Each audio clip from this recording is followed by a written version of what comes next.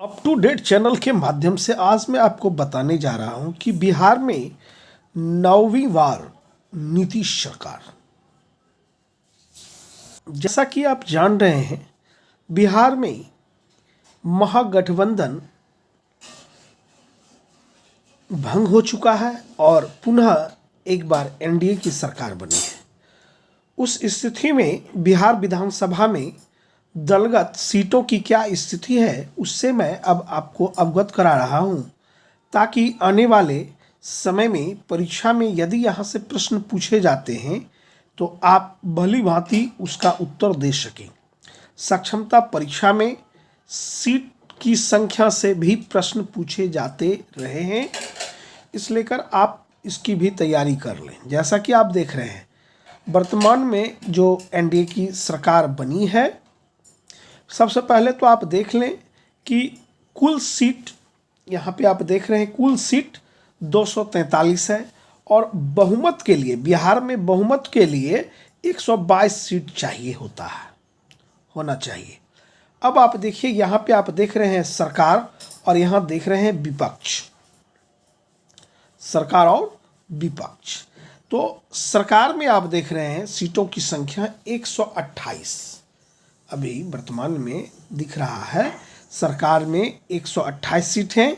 Bhajpa Bharatiya Janata party के पास में 78 seat, JDU के पास 45 सीट और हम के पास 4 सीट और एक निर्दलीय।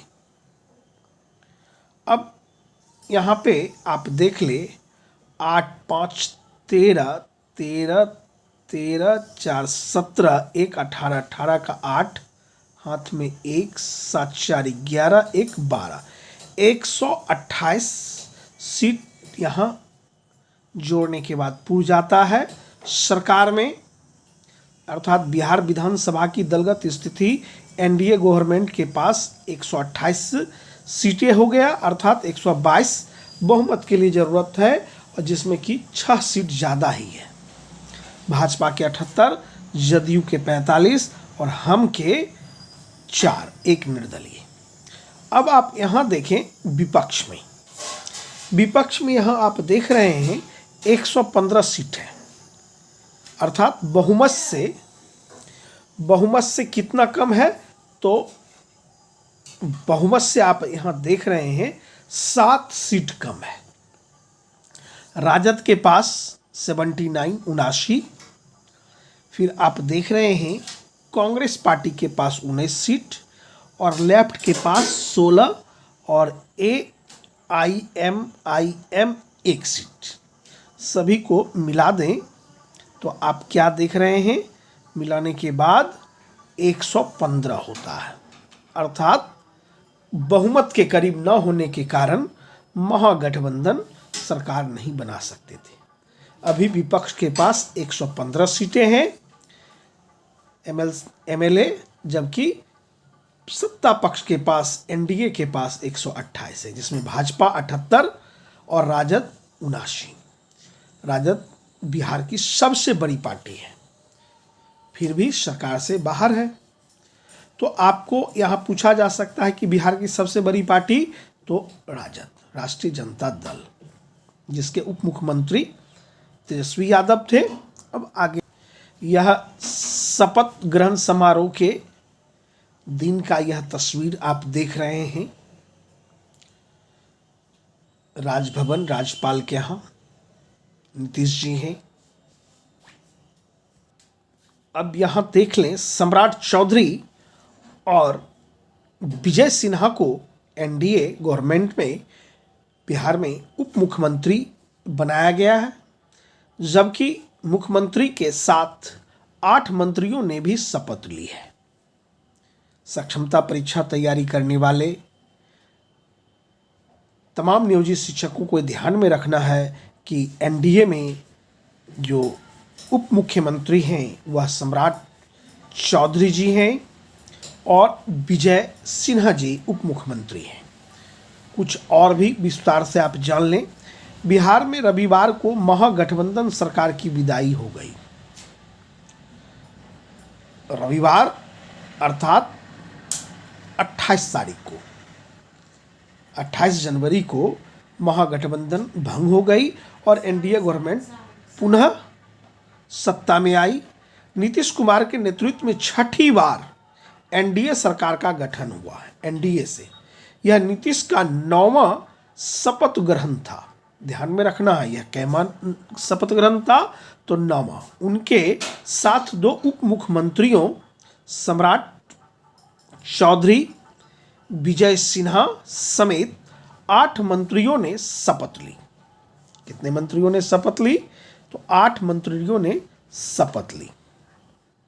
शपथ लेने के बाद नीतीश जी ने दावा किया कि राजग छोड़कर अब उनके कहीं और जाने का कोई सवाल नहीं है। चलिए, ये तो दूसरी बातें हैं, परीक्षा से संबंधित हमें तथ्य को यहाँ से उठाना है। आगे आप देखें, यह कुछ खास बिंदु को आप देख ले। यहाँ बताया गया है, इससे पहले सुबह करीब 11 बजे नीतीश कुमार ने अपने पद से इस्तीफा दे दिया। इसके बाद पत्रकारों से बातचीत करते हुए उन्होंने कहा कि अभी तक जो सरकार थी अब समाप्त हो गई है। महागठबंधन और विपक्षी दलों के इंडिया गठबंधन में उनके लिए चीज़ें ठीक नहीं चल रही थी। उन्होंने कहा कि आप सभी जानते हैं कि मैंने इतने सारे दलों को एक साथ लाने के लिए कैसे काम किया, लेकिन हाल में चीज़ें खराब हो गई थी। मेरी पार्टी नेताओं को भी यह अच्छा नहीं लग रहा था। जीतन राम मांझी के 9 महीने के कार्यकाल को छोड़कर 2005 से, यहाँ से देखिए परीक्षा उपयोगी प्रश्न बनते हैं। जीतन राम मांझी के 9 महीने के कार्यकाल को छोड़कर 2005 से नीतीश कुमार लगातार बिहार के मुख्यमंत्री हैं। इस बीच बिल्कुल सक्षमता परीक्षा से महत्वपूर्ण और तथ्यात्मक तथ्य रखने वाले प्रश्न हैं, इसे ध्यान से आप देख लें। इस बीच 2 बार वर्ष 2013 और 22 में एनडीए से नाता मुख्यमंत्री जी नीतीश कुमार ने तोड़ा था। तो 13 और 22 आपको ध्यान में रखना है। 2013 में अलग हुए और 2017 में फिर जुड़े। 13 में अलग हुए और 17 में फिर महागठबंधन में चले जाते हैं। उसके बाद अगस्त 2022 में अलग होकर महागठबंधन में चले गए। रविवार को वे एनडीए के साथ आ गए। नीतीश जी ने बतौर एनडीए मुख्यमंत्री के रूप में 2000 में रहे, 2005 में थे, 2010 में थे, 2017 में, 2020 में शपथ ली थी। अर्थात 1 2 3 4 5 एनडीए गवर्नमेंट के रूप में इन्होंने शपथ लिया था। भाजपा के कोटे से 2 उप मुख्यमंत्री बने हैं।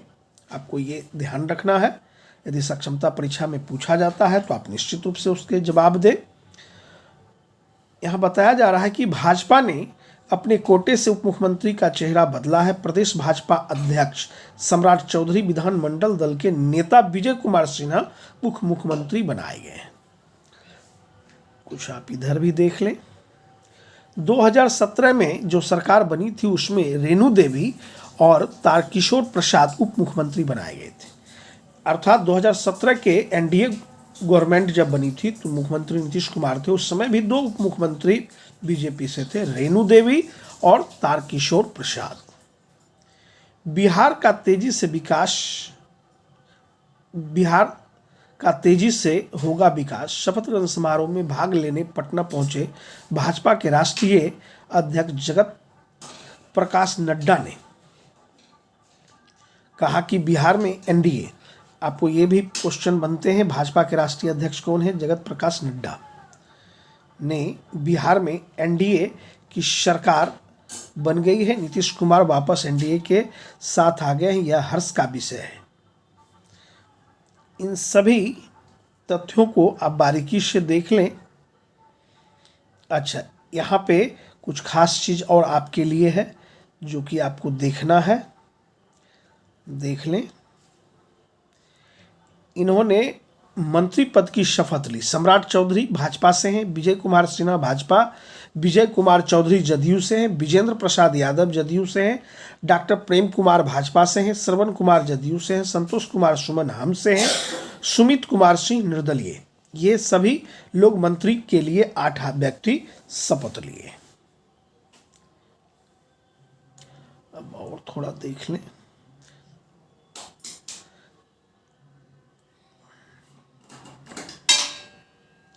जेपी नड्डा राष्ट्रीय अध्यक्ष भाजपा के हैं।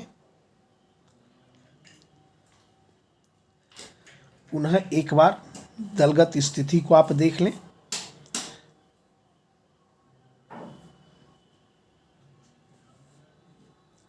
सरकार में 128, विपक्ष में 115। एनडीए के नया गठबंधन को आप देख लें।